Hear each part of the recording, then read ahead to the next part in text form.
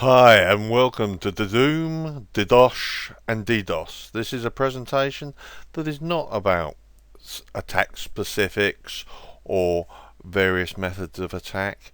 It's a presentation to help technical people put a business case on the estimated impact of DDoS, or for executives to understand the potential monetary impact to their business. Now, it was inspired by a industry forum. At this forum, there was a group of security professionals, and I'm sure they all considered themselves more senior and more elevated than my good self. And the speaker, the main speaker presenter, was talking about how he'd recently had a major compromise of his organisation by a very well known electronic activist group, a hacktivist group as we like to call them. And this guy talked about what they did and how it was in the papers, etc., etc. And when it came to asking questions, I naturally assumed that I was asking a reasonably coherent and rational question. I asked, what was the financial impact? What was the business impact of all this activity? And his answer seemed to resolve solely around how he'd had to employ forensic specialist consultants and do a penetration test and scan the network. And I said, yes, that's a given. When you get hacked or when you get DDoSed, you need to continue business. You need to find some way to resume. But what was the actual business impact? What did the executives feel about this lost business, this bad publicity, the potential decline in share price, etc., etc.? And I got a blank look. And as I spread the conversation around the forum, everyone else looked blankly at me as well, and I felt a little bit ashamed. So I decided to put this presentation together because quite often in the security industry people complain that executives and the board don't take them seriously. And frankly, it's not surprising if you address all your concerns to them in what it means to you rather than what it means to the business and the shareholders. That's exactly the result you would expect to get. So the agenda today is, of course, plug my charity project. It's something that is very dear to me. Second, I want to talk about some of the myths and misnomers, shall we say, of DDoS. Explain why they happen, what they are, why you might not be protected, and then I want to present a model for estimating the impact of a major DDoS attack. And I do this because DDoS mitigation, if it's done well, tends to be quite expensive. And quite often people find that they can't justify the cost, when actually, if it's modelled and presented correctly, it's a very easy cost justification. It's just, as with many things, it's never quite done with the full business understanding. So, and of course, I will plug my charity again. So the objective is how to measure the business impact of a DDoS attack to prepare C-level executives and boards for what is quite an expensive outlay.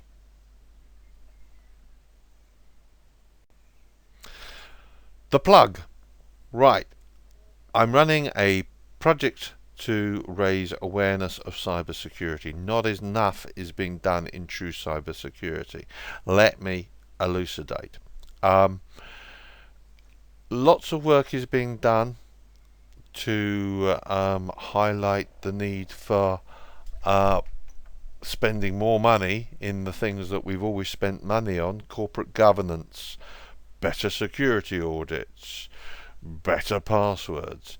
But true cyber security, the securing of cyberspace, the security of your cloud infrastructure, the securing of the network infrastructure and the power infrastructure that we depend on, which is really fundamentally outside the control of many chief executives and many corporates, and frankly is the responsibility of government, is shocking. It's not understood how well that the internet reaches out and touches everything, how the world is dependent on just a few wires. So I'm working to try and bring that to the attention of the general populace. It also consists of a charity aspect. I was recently quite ill, and I am trying to raise all the proceeds from the videos, the code, the book that hopefully you'll purchase, will go to the Sepsis Trust. And it is a good book, and it has had stunning reviews, and it goes into the various ins and outs of DDoS attacks. And for the chief executives and those that aren't technical, there are adequate technical and business level explanations of why things are interdependent and what you should know. So please buy the book, it's for a good cause. What is a distributed denial of service attack? Well, it's a modern threat. It's a threat that is genuinely ignored. Mostly people are not protected. So if we think about some of the myths that surround it, the first myth is that people actually believe that their firewalls and their existing infrastructure will protect them, and the fact is it won't. The attacks rely on botnets and are now scalable well in excess of 300 gigabytes per second, which is enough to overwhelm most infrastructures. Fortunately, most people will never suffer such a large attack. However, they should get themselves protection. Firewalls, their existing infrastructure, won't stop them. Most people believe that governments or the ISPs will intercede, and as I'll show you later on, they simply won't. The best you can expect is that they'll turn you off, which really is a bit like hanging a mugging victim, because you don't want it to disturb the peace and tranquility of other members of the public. Take up, well, there are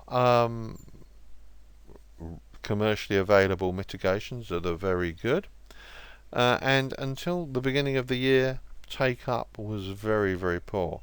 As you could probably guess, I'm part double glazing salesman, part businessman, part techie, and so I spend a fair few hours in a week drumming up business for my various enterprises, and when they're in this area, even though I would believe it was a compelling sell, you quite often find that it's not taken up as much as possible.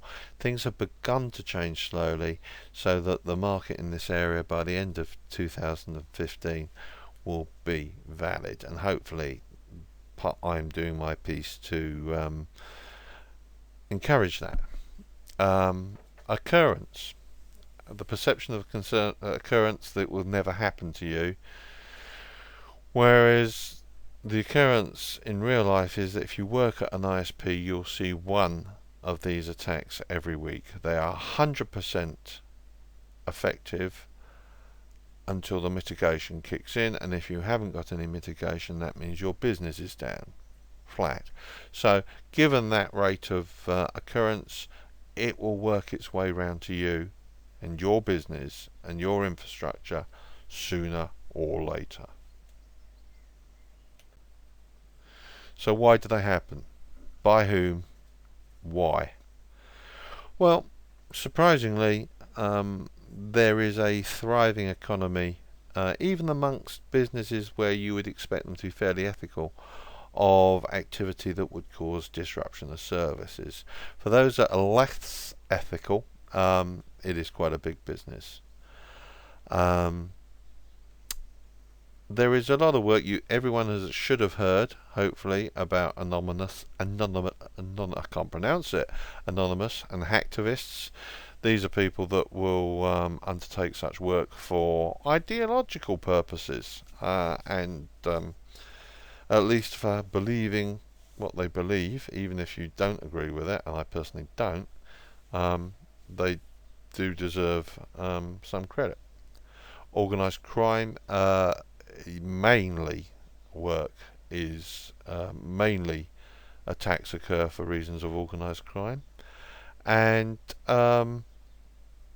this is also a preferred mechanism of electronic or cyber warfare, quite often to support some ballistic activity, or to suppress media activity round ballistic activity. That means traditional warfare.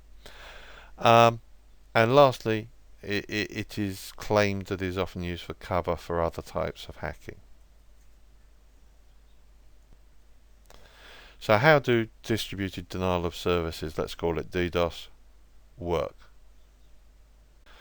Well, here's a pretty good representation of what anyone's electronic channel will look like.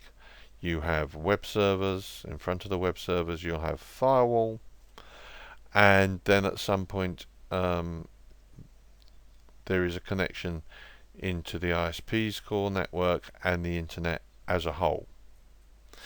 Out in the internet you have perfectly normal PCs, and you also have PCs that are infected by viruses, and they collectively get called a botnet. They will become zombies when a bot master or someone that controls the botnets makes them do their bidding. Typically botnets will either run DDoS attacks or send spam. So quite often you can be sitting there on your PC and your PC will freeze. That may be because of some internal error, or that may be because you've unwittingly become part of a botnet. So under normal operation, when your e-commerce site is working correctly, you'll find that BAU, business as usual, happens, and you take transactions, you make money, you send emails, exactly as you want it to do. However, at some point you may find that a DDoS attack is directed at you, and simply that occurs when a CNC server, command and control server, instructs the bots to start sending a flood, and typically it's just a dumb flood of packets. And unlike hacking, these packets are not particularly clever, but they are of such a volume and such an intensity that it causes your infrastructure to fail. It's overwhelmed by the power of this attack. Your web servers will lock up, your firewalls will stop working and probably require a reboot. And yet your ISP, because it's and your network service provider, because it's designed to handle such a huge volume of traffic, will continue unabated. They may even not know that the attack is going on. And of course, the net impact to you is when your customers go to your website on their web browser, they get a site is down message. They cannot access your website, which means they cannot place transactions with you, and potentially they'll never come back, depending on the nature of your customer. Now we'll go in to how to measure that later in the presentation. Now most people don't think they need any kind of insurance or any kind of protection, and protection is an interesting concept. Where's it?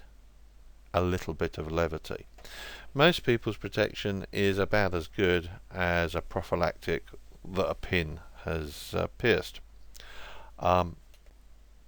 There is a common protection provided by most ISPs, and it's called a remote triggered black hole. Let's deal with what that does.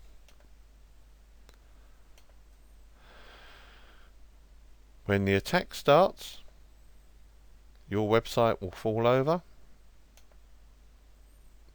The ISP's help desk will send an update to their control center, and all your traffic will be sent to what's called the bit bucket, i.e.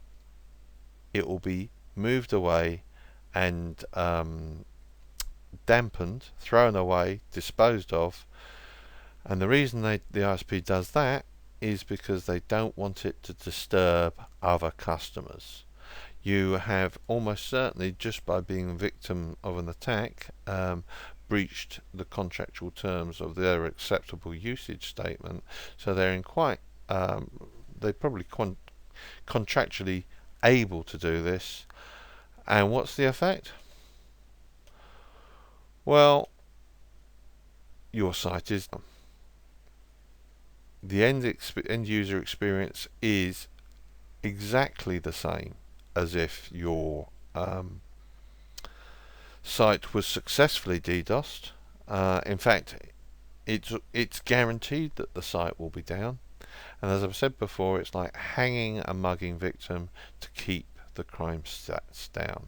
It doesn't help you, it just helps everyone else. So let's talk about what we're talking about, the monetary impact.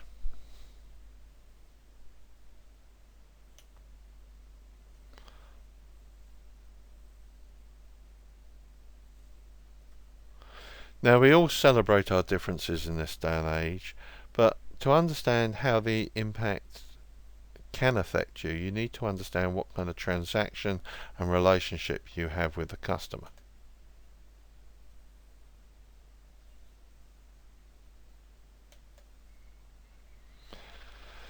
And this is shown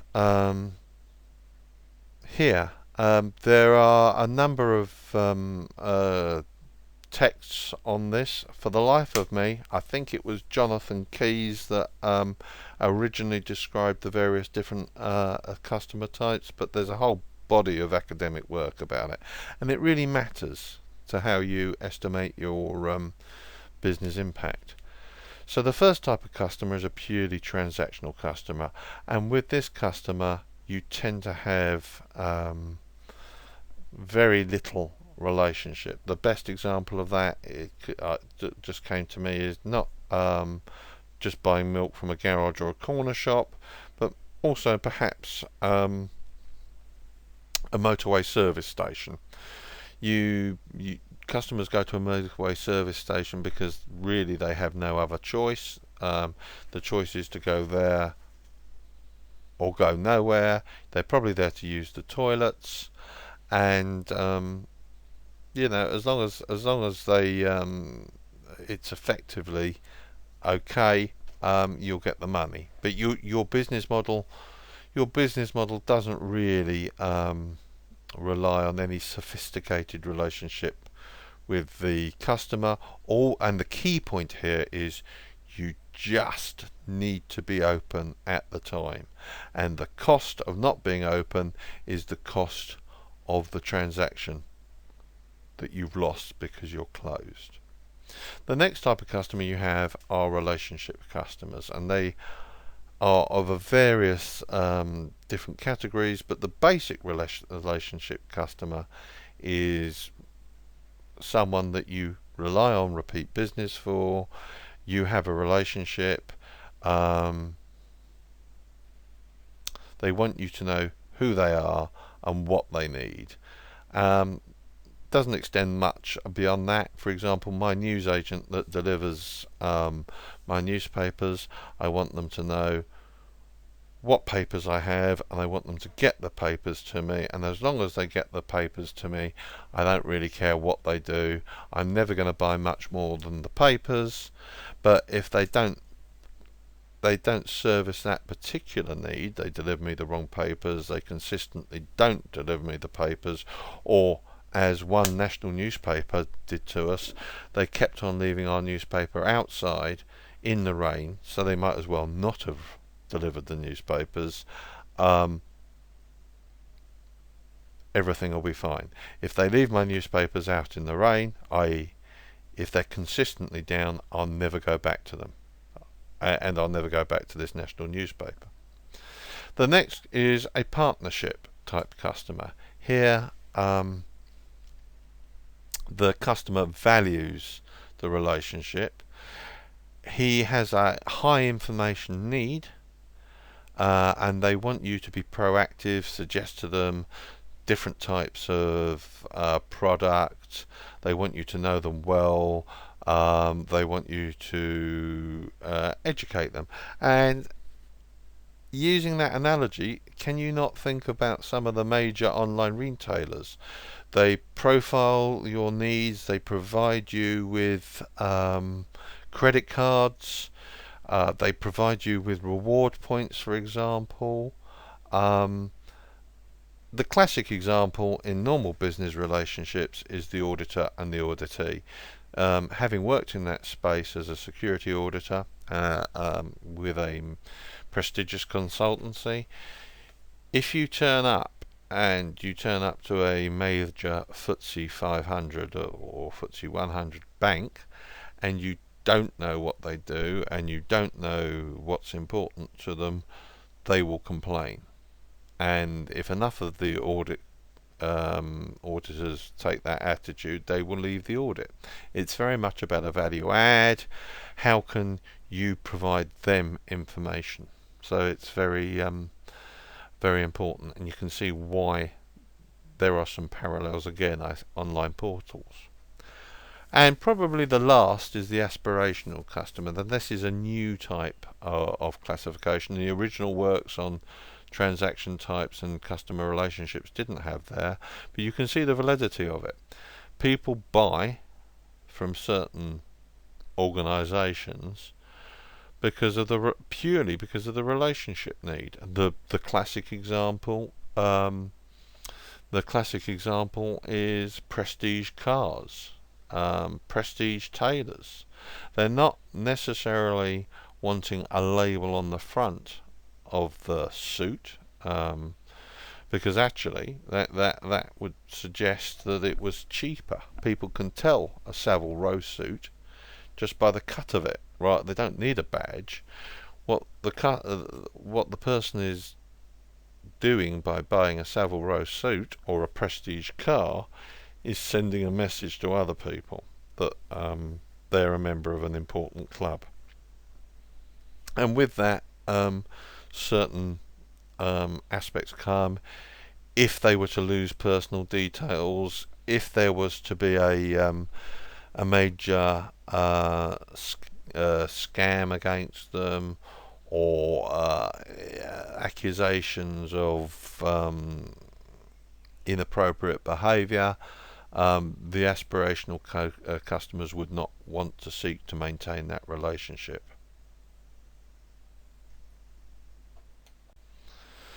So, how do we project that business theory, that business psychology across monetary impact? Well, the transaction is easy to calculate. It's called direct loss, and it's basically the revenue per minute times the outage in minutes. Pure and simple, it's the basic cost. And if I go back to the original industry conference, industry forum, this amount alone is likely to, for many businesses, vastly exceed the cost of a few technical consultants to repair a server or buy an extra link or put some DDoS mitigation in. The typical IT information security person that thinks about the world in his own context and talks about the cost of recovery is talking about a very, very small cost of the impact component. The direct loss, businesses are in business to pursue their core mission, and some diversion of an internal budget, which is likely to be the impact of such an extraordinary expense, is neither here nor there to most executives. So this is the key foundation. This is the bottom line. If you're servicing, if you're a retail organisation, this is very important. Whatever retail organisation, whatever transaction type, this is a tangible cost.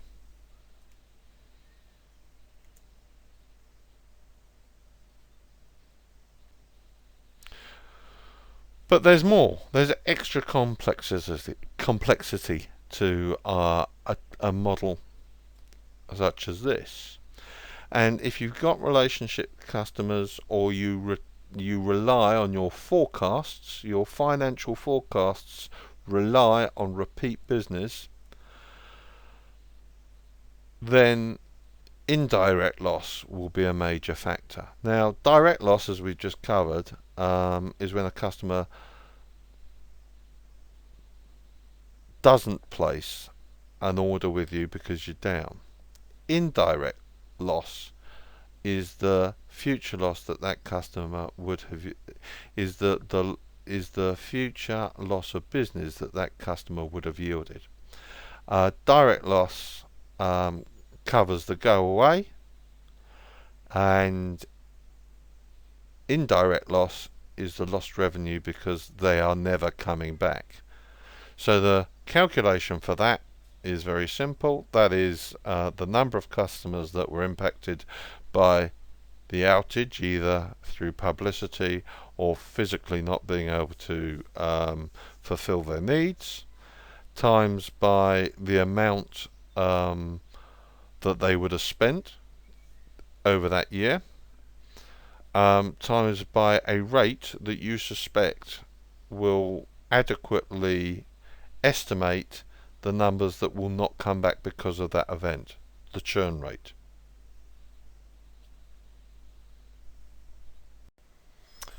Now, there are other elements that you can add into your model. In the cloud world, charges are made for the consumption that your systems take. These are called consumption charges, and if you're being DDoSed, or especially at the application level, this will cause your CPU and potentially your bandwidth usages to go sky high. And since people are becoming more and more entranced with the elasticity of cloud systems, this has become a real issue for that type of infrastructure. Recovery charges, we mentioned before. IT people tend to just think of recovery charges as the sole impact of a security incident. They include hiring forensics accountants, hiring forensic analysts, bringing in extra staff at the weekend to recover systems, putting in new lines, adding access lists, all the stuff that the IT do and is generally internal to the mechanisms of the IT department. And that is a key point. It is usually insignificant in comparison to the company's mission. Otherwise, if the IT spend and IT itself was more significant, more material, the accountants use the word, than the whole of company revenue, then they'd be an IT service company and they wouldn't be doing what the company does. And it is usually drawn from an existing budget. Usually doesn't have to have an extraordinary issue of cash or an extraordinary expenditure. It usually is a swap, a reallocation of budgets.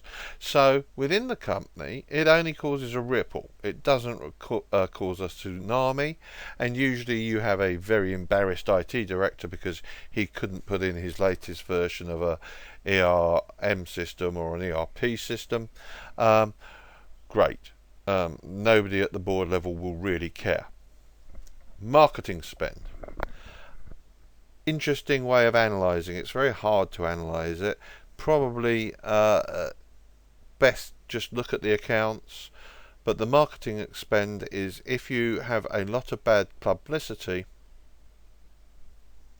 then you can probably write off a fair proportion of your marketing spend, or you have to spend more to achieve the same odds. Reputational loss. Again, it's a bit ethereal, a bit intangible. However, such things as share prices can be impacted, and many other things. Lastly, indirect consequential loss. If you're a online dealing system, if you're an online payment system, if you're a B2B payment system, or indeed companies such as Swift will actually charge you, fine you for late payments. Similarly with air traffic bookings, etc., etc. So that is a cost that should be considered in the overall model.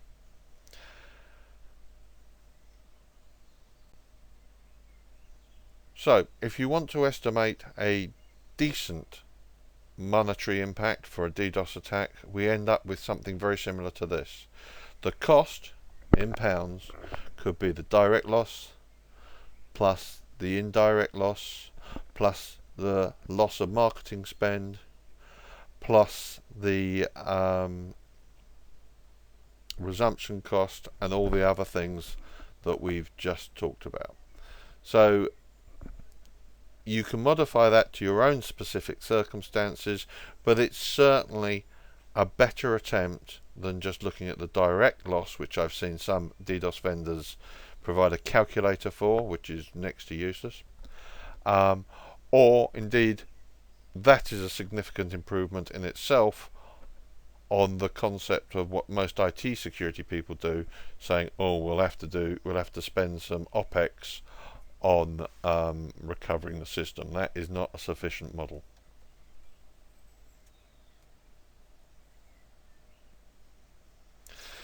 So please help us, support the project. If you find this, in fact, even if you don't find this video helpful, we need your money. So please spend your money with us. Make a donation either by buying the book or supporting the Sepsis Trust.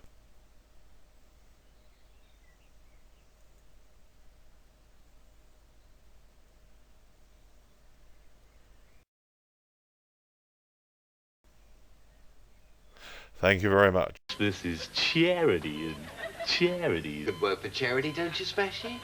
I certainly do. Cool. Charity and charity is give generously. I do my bit. Yes, I do a lot of good work for charity, but I